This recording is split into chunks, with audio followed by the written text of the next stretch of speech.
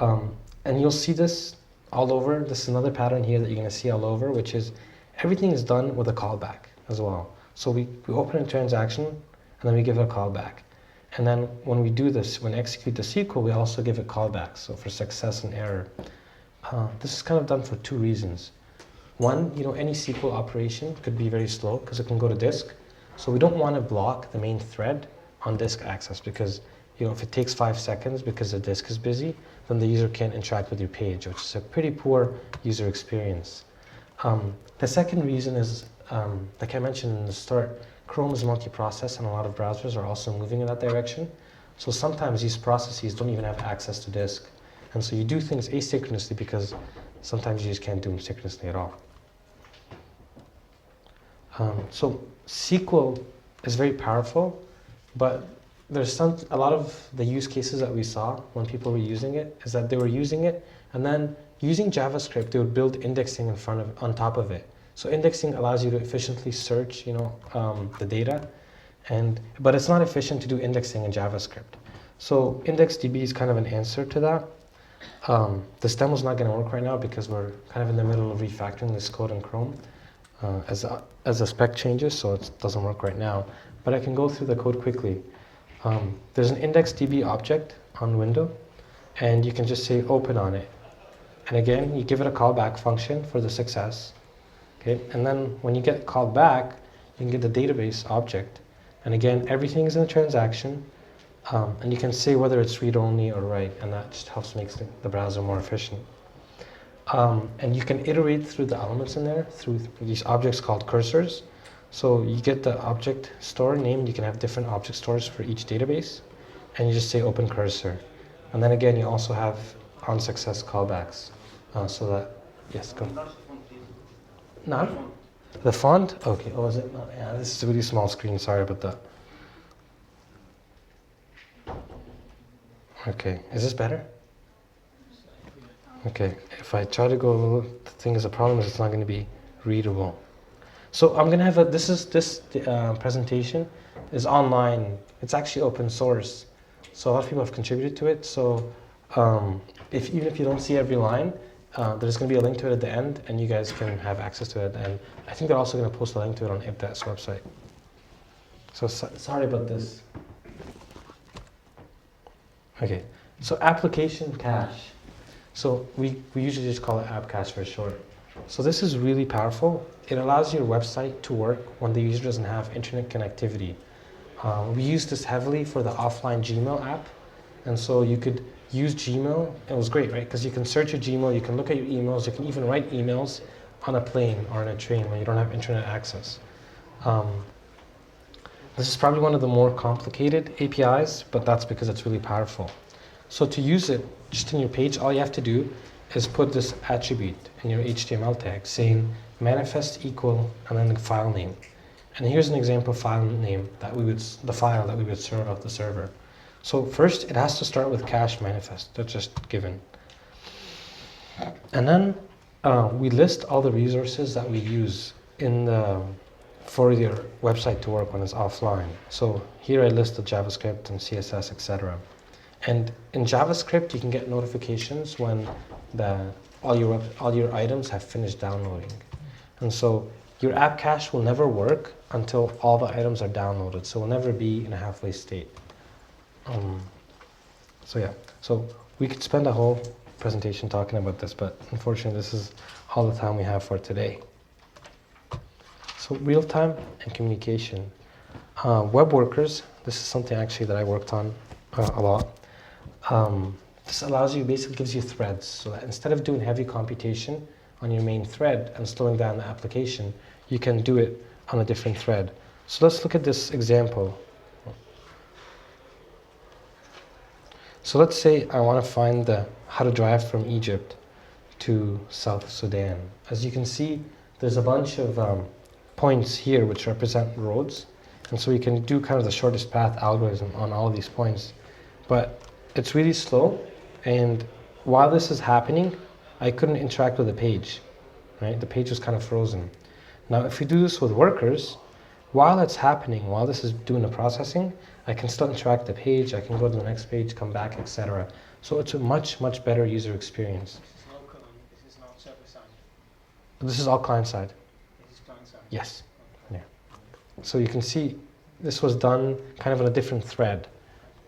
And so, yeah, for the longest time, right, the web was only single threaded and you couldn't do anything on a different thread. So this just makes it, you know, more closer to your desktop applications. And again, exposing the power of all the cores and the threads and the hyper-threading on your machine.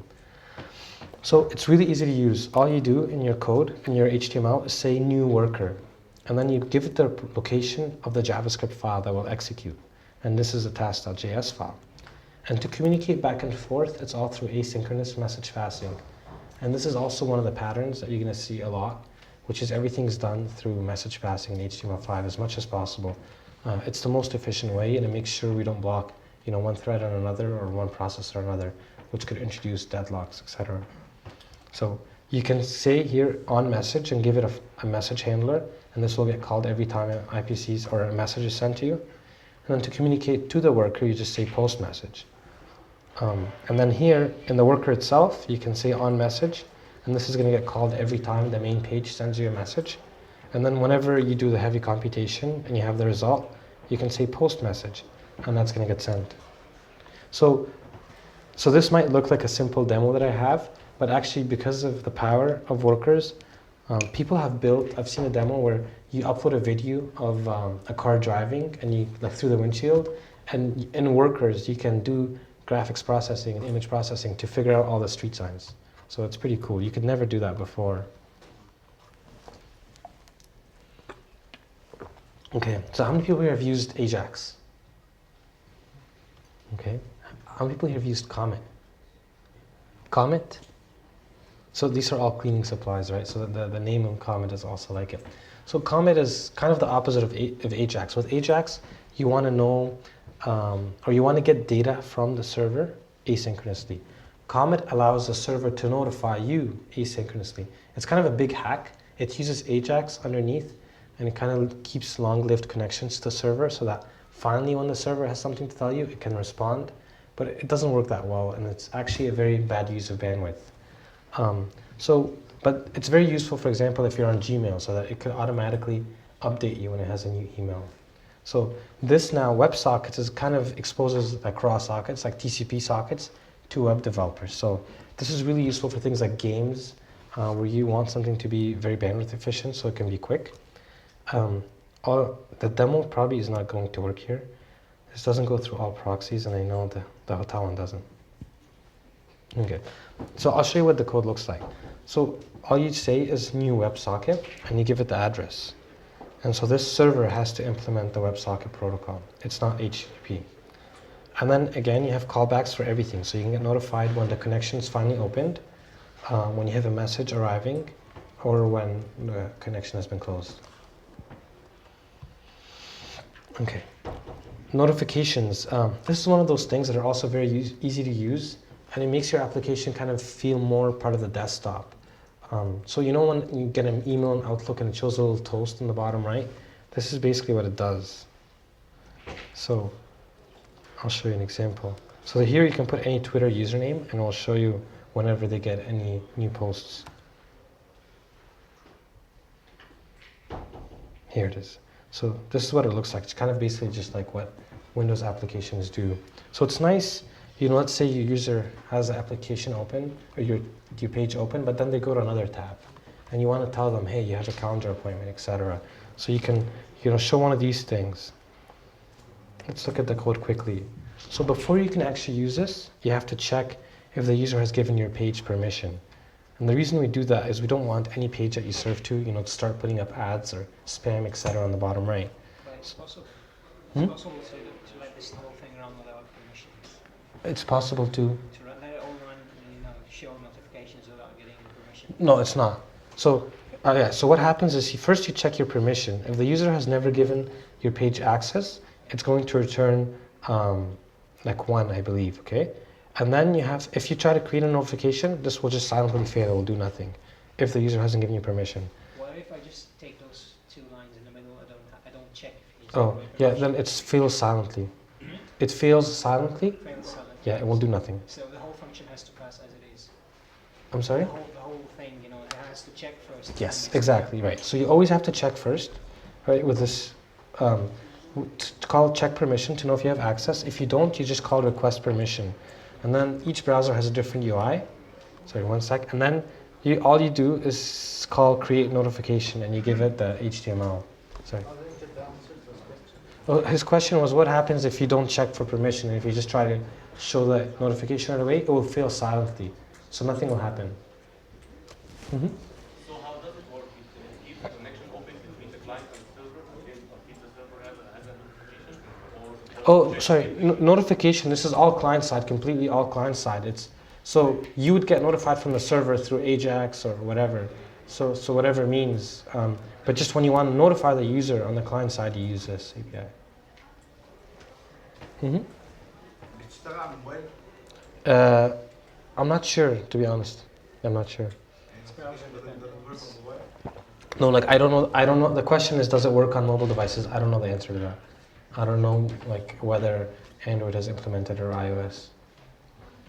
Okay. Yeah, yeah. All the HTML5 features, I mean, they have to be implemented by the browser. Right now it's only like Chrome and maybe Firefox. So a lot of the features are in Chrome and Firefox and stuff. So the question is, are all these features widespread or not? So a lot of these features are in Chrome and Firefox and Safari, and also Internet Explorer like 9 is adding them, a lot of those. So, but if you just look even at Chrome, Firefox, and Safari, that's already, you know, maybe 60% of the market. It's not working on the Okay, so the answer is it's not working on the iPad. Okay, thanks for checking. Yes. Yes, yeah. How might the user's permissions or settings might affect the offline functionality? So, sorry, what's the question? How might the user's settings or permissions on the client side might affect any offline functionality being provided? Okay, so the question is how might the user's settings affect the offline functionality? So, like the storage, are you talking about really like the storage stuff we looked at? So all this stuff is secure because it's scoped to a website. So let's say CNN.com, if it has a database, like Google.com can't read it and vice versa. So it's kind of like your cookies. And so only one page can read what it wrote. But the user might turn off cookies, or I might need the user to add an exception, say for whatever. Sure, okay, so you're saying the user might turn off cookies. Yes, the user could turn off cookies. I mean, the user could blow away their cache directory, right? They can go in Internet or File Explorer and do that. Yeah, and so a lot of these APIs, the storage, for example, I'm talking about the offline. yeah, the offline, sure. So a lot of the stuff, if the user deletes the files, of course it won't work, right? If the user goes in the browser options and clears the cache, then you will remove all your data as well. And so we try to use these mechanisms not for storing data and have it be the only place that stores it, but it's more of a cache. So if it's gone, you can still rebuild it on the client side from the server. Okay. So the next one is kind of file and hardware access. It's getting access to files on the system. This is something that, of course, you couldn't do with websites before, except through very simple means of an open dialog or a save dialog. Now you can do drag and drop, for example, between your page. And you can specify which places can take a drop or not. So here I've dropped an image. I can also drop a text and get that data. This is a pretty complicated API. It just necessarily has to be, because drag and drop is, if you've ever even done that on a client application, you know how complicated it is. But just a quick thing is you say add event listener, and then you get the for the drag start event.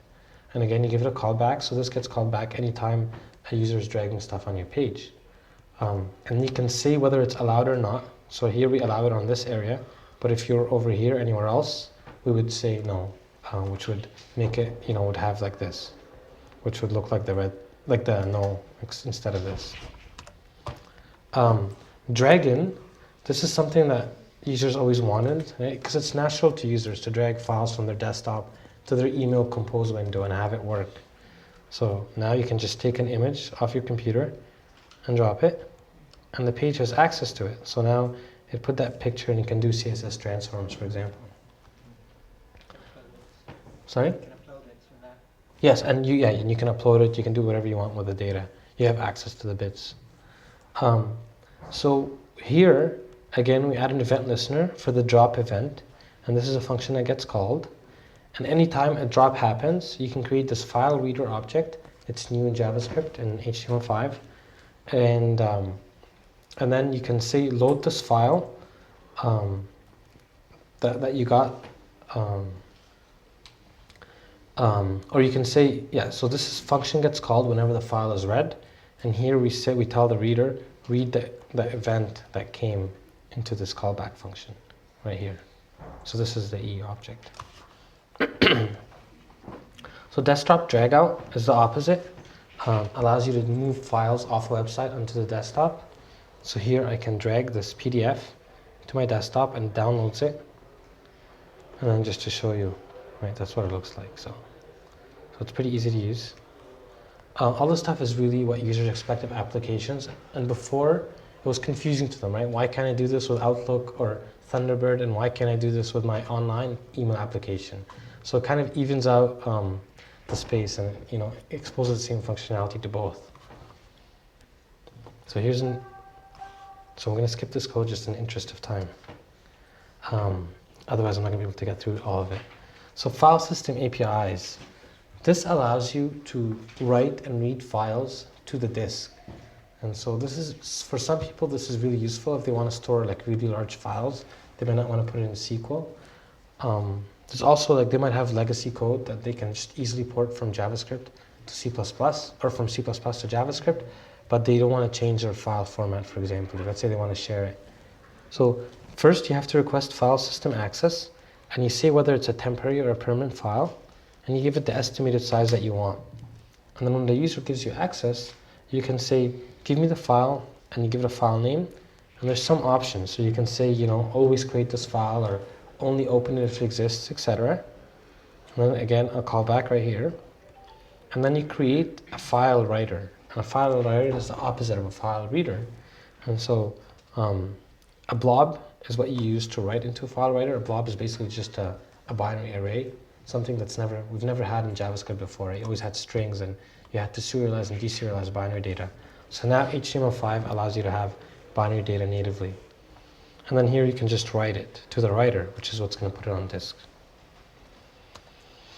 So geolocation is a new API. It allows the website to know where the user is. Okay, but I think the internet's not working. Normally, this would show me where I am in Cairo, but the internet's not working right now. So this is pretty neat, because sometimes it's very useful to show data around the user. Let's say if they're searching for something, you don't want to show them something in a different city. How does it know? So there's a bunch of signals it uses.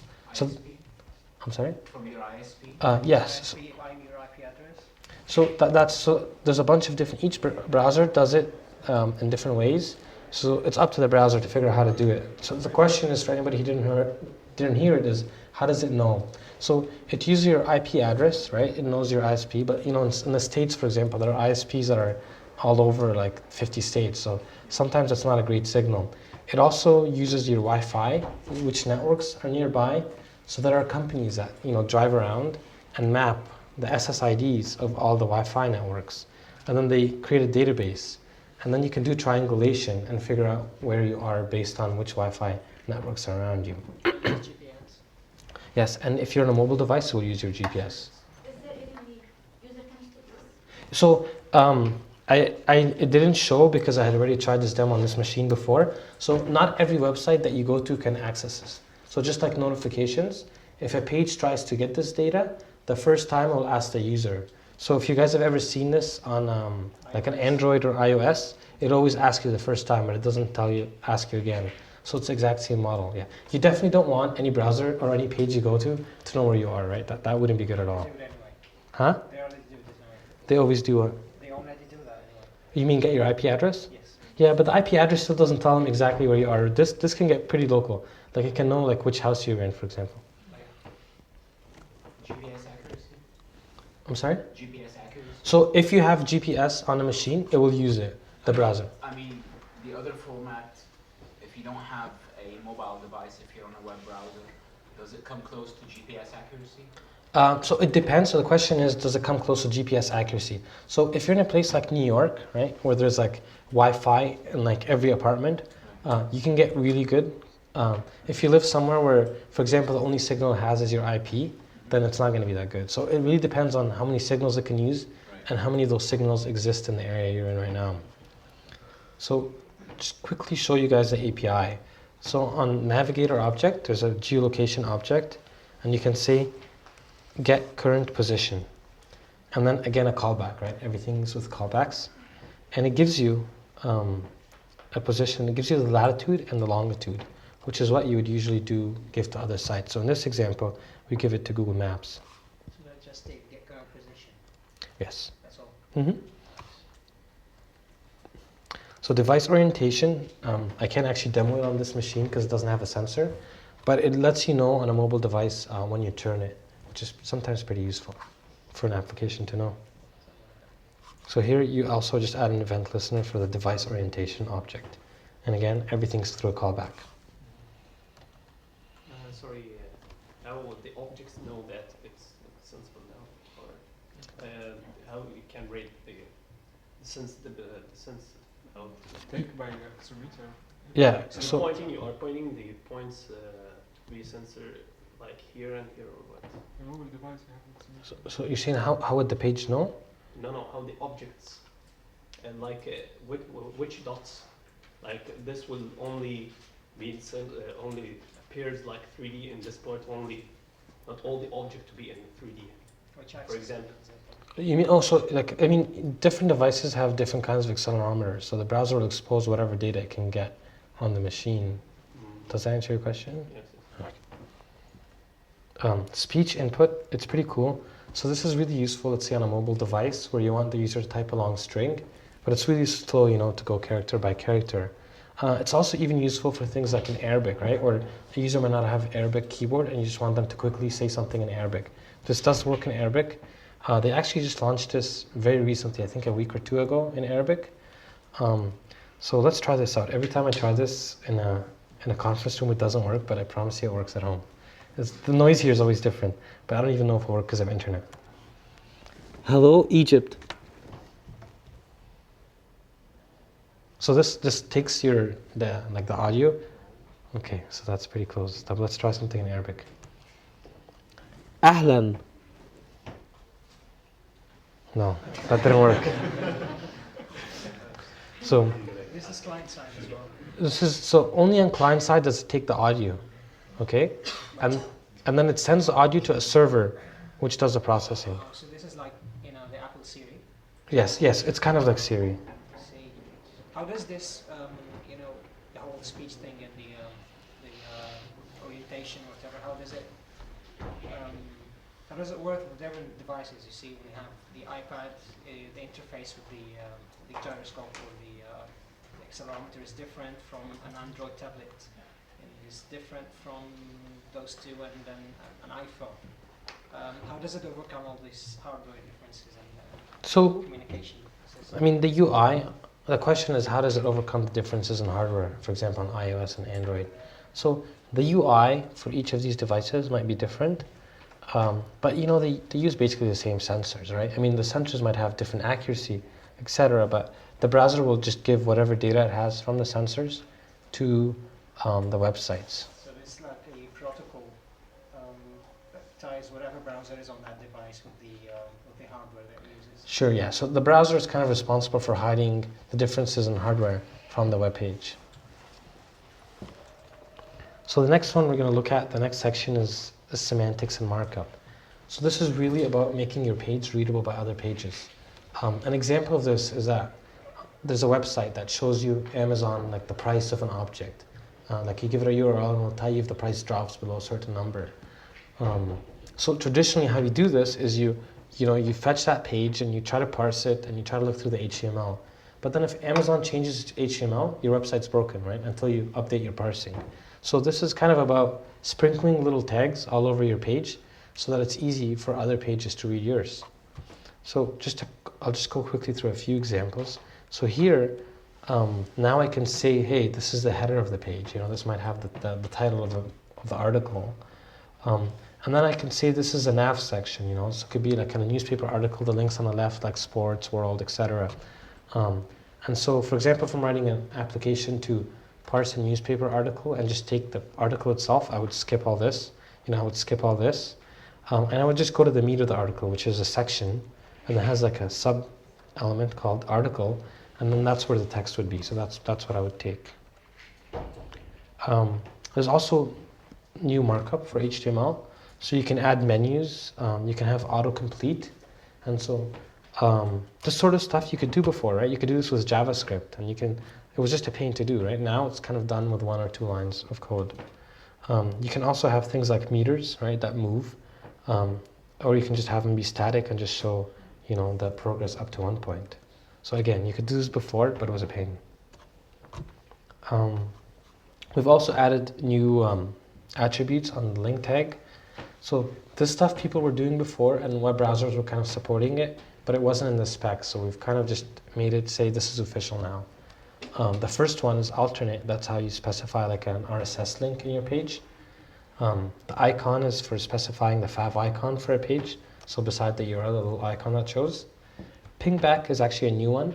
So what it says is, let me know who links to my page. So let's say you write a blog entry about something, and a bunch of people link to your entry. So what this will do is, if you put this in your blog entry, every time someone links to you, it will ping back the URL that you have.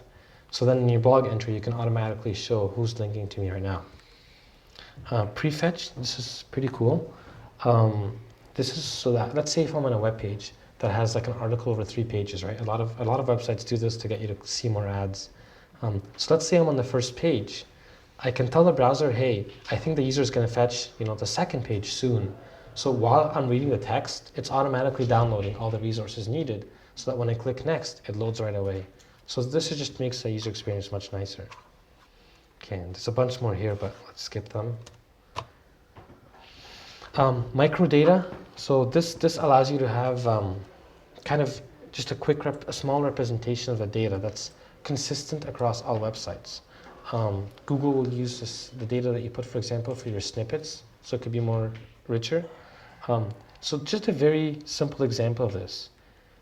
Imagine, right, there's so many websites around the world that talk about bands, right? Let's say, hey, you know, my name is John, I have this band, blah, right? Now, if each of these pages agree and annotate their page, so they sprinkle the HTML with these elements that don't actually get shown to the user, and you say, okay, in this div, I'm actually talking about a band, okay, it's my band. And then, so you say, you scope this div with item scope, and you give it a type, and this type can just be any URI. The point is you want it to be consistent, and the only people who use this URI only to refer to bands, okay? And then when you say my band or my name, you say the property here is name, and when you say the band name, you say the property here is the band, and then when you say the nationality, again, you sprinkle that with that. So now Google, for example, can search all these pages, and if you type, list me all the bands in the world, it would show you all these bands, and it would tell you, oh, this band is British, blah, blah. Even though people would write this, of course, in the English that users would see for all these pages would be different, okay? But in kind of inside of it, what's invisible to the user would be the same. I see. Is there a question? Yeah. I want to know how this will work with the meta keywords or the meta tags, meta description that's being used by HTML5 that the spider scrolls to get the meta description of a page. So the question is, how does this interact with like the meta description, etc.?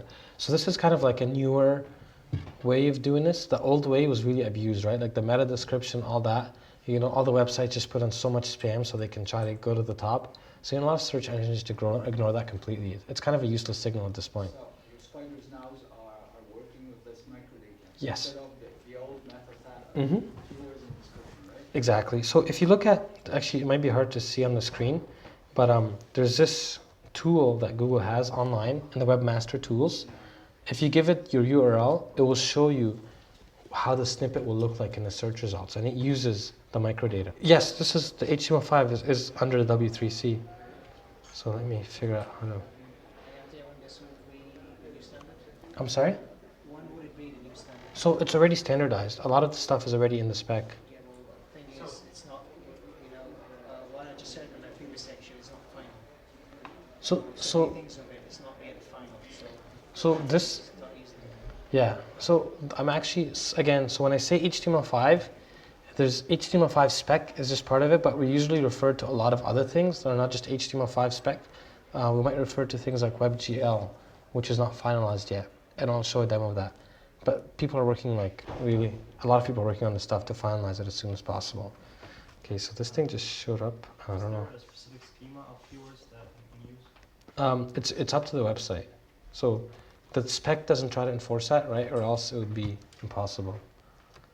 We saw HTML5 come out about a year ago and was running as a beta on YouTube, and now it's completely disappeared and they're back to Flash unless on an iOS device. So how do you attribute that, or how do you explain that? So the question is about YouTube and HTML5. To be honest, I really just focus on the browser side, so I don't know much exactly what's happening in YouTube. Yeah. Okay, so we'll try to move on because it's almost 4. I'll try to go very quickly. Do you guys have another meeting at 4, or do you have a break? A break? Okay. Okay. So, well, I'll try to go as quickly as this so that we can get to Q&A. Aria, I won't talk much about it, but this is really for users that can't see, that have disabilities. So this allows you to sprinkle tags within your toolkit. For example, if you have jQuery, you can show a tree object. And so this allows you to sprinkle data to say, here's a tree object, this node's open, this node's collapsed, and then Aria, like the screen reader, can interact with it. New form types. So this is the sort of stuff that you can do before, again. It was a lot of work. You'd have to write JavaScript to ensure that people don't submit your form when this is a required piece. Now you just say required right here, and it does that automatically. You can have an email, and it will check that you put in an email address, or that you put in. You can have a date box, and you can say like minimum and maximum, and it will do all that for you, all the checking, instead of having to do it manually. You can also say telephone number, check that it's a number, etc. Form field types. So you can, when you have a text box, you can say this is a number. And if you're viewing this on an Android device, it will automatically show only like the number keypad instead of the text. So again, just saving the user time and making your website kind of look slicker. Graphics and multimedia. So this is the fun stuff. So it used to be that you always needed a plugin to play audio or video. And there's a bunch of disadvantages to doing that. First, the user might not have the plugin installed. Or even if they do, once the data goes to a plugin, it's kind of like a black box. The browser doesn't know anything about it, so it can't interact with it with like JavaScript or CSS. So now that the browser knows about audio, okay, can you guys hear this? Okay, so it's nice because then the browser can interact with it in JavaScript, okay? And you can hear I've put an audio tag and I've given it the MP3, and I put controls. So this tells the browser draw, the default controls. But if I don't put this, I can draw my own controls, and this is nice because I can draw the controls in my HTML and make it fit the rest of the site's appearance. Video is the same thing. So you just say video and you give it a location of a file. And let's just look at a quick example. So this is a page, or this is a video that we made to show, okay, the internet connection sucks here. Sorry about that. This is actually a pretty cool video. It just shows kind of like the idea of making the UI really simple. That's too bad. Let me show you something quickly. So here's a video, right? Now that the browser knows about it, I can add CSS reflections to it. You can never do this with a plugin before. Check this out, right? So you can see a reflection of the video. Okay, that's all we're gonna see. So how you can make this reflection by CSS? Yeah, CSS. It's like one line. I'll show you later. Okay. You only reflect this and just transparent. Yes. So this is a WebM. The question is what format this is. This is WebM, but you can support other formats in Chrome. And the CSS reflection, this might not be related to HTML5, but tablets. Whatever the item is, I want to reflect it, Mhm. doesn't matter what it is. Yeah, exactly. Oh, I see. So Canvas, just quickly overview of Canvas. It's basically like a bitmap, so you can get access to the pixels, and you can also draw like geometrical shape. So how you do it is here you make a canvas object, and you give it the width and the height, and that's this white box.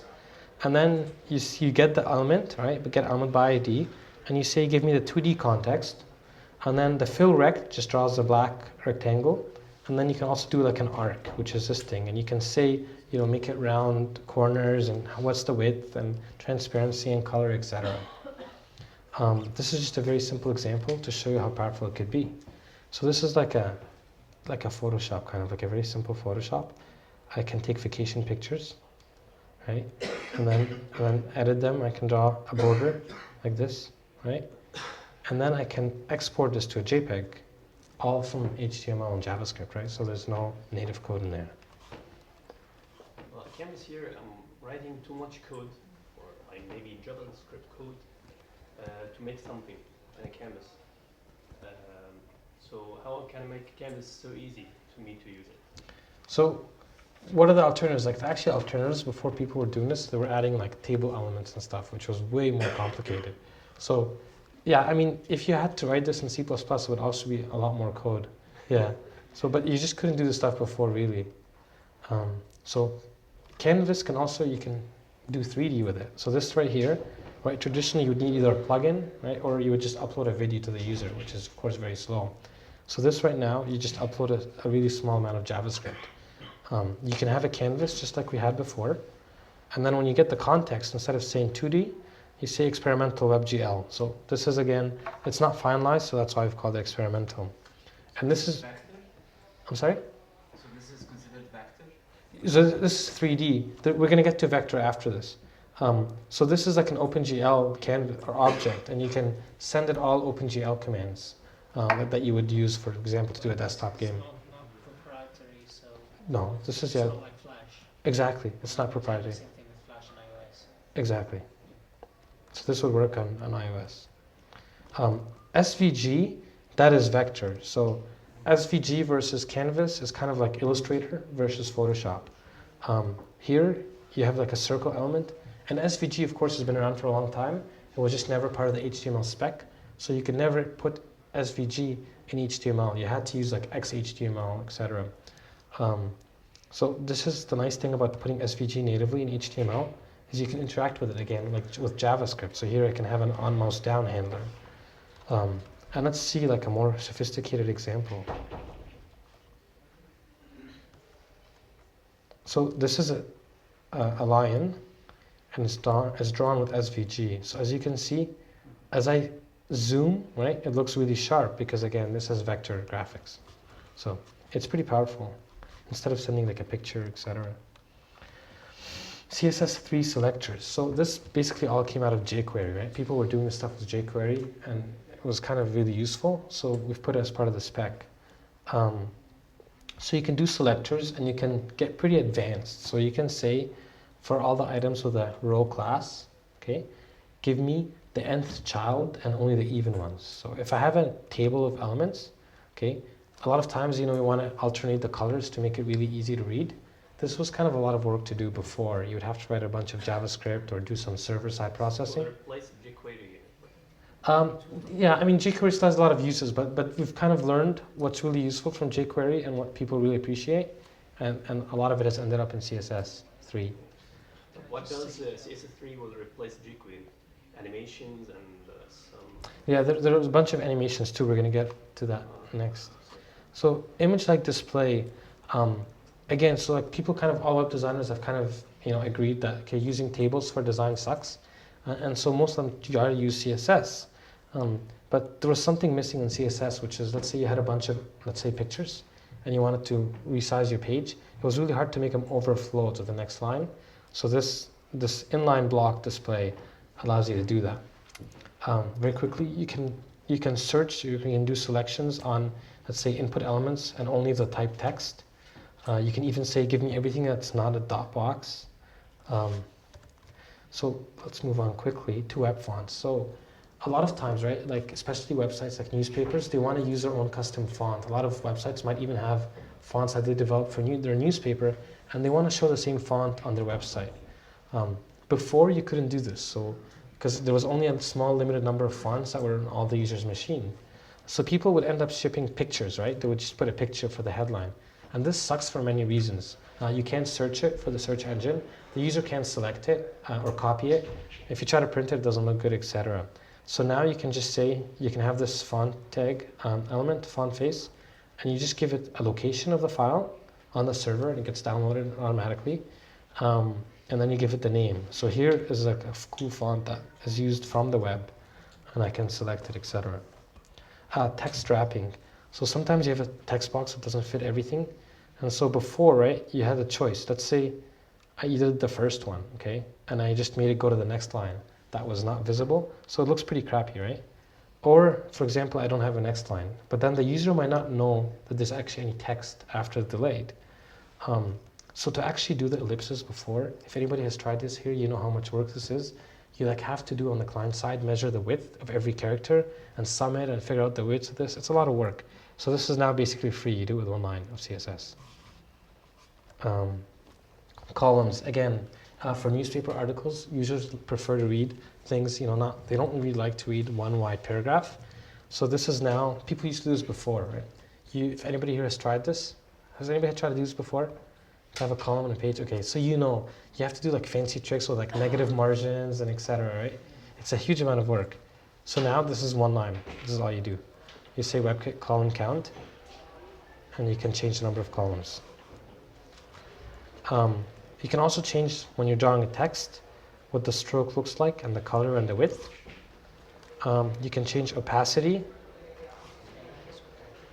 This is cool. Yeah. The opacity, you just affect everything inside. I'm going to skip some of the stuff. Rounded corners, right? You guys have all probably seen how annoying this is to do before. You got to send pictures.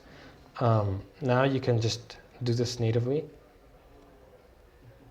like that, with one line.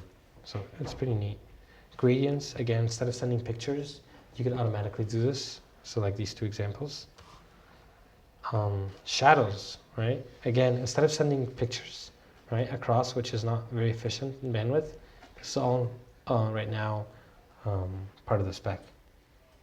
Here it is. So I can do it on the text, and I can do it on the box. Skip this.